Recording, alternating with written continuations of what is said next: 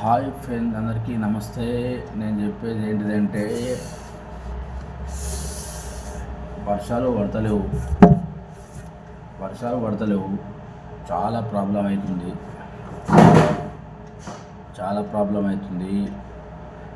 మొన్నటిదాకా బొంబాయిలో వర్షమే లేదు. వర్షం లేక వాటర్ ఇబ్బంది చాలా అయింది.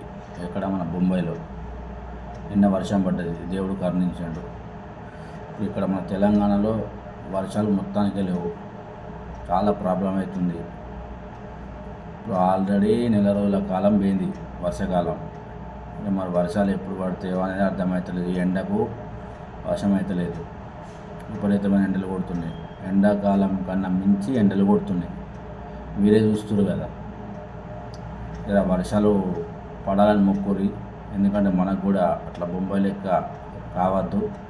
ఇలా మొక్కురి వర్షాలు పడాలని. వర్షాలు పడితేనే పంటలు పండుతాయి, మనం మంచిగా ఉంటాం. అర్థమైంది అందరికీ. జర ఈ వీడియో మీకు నచ్చితే జర లైక్ చేయండి, షేర్ చేయండి. అందరికి ఉపయోగపడుతుంది నేను చెప్పిన మాట.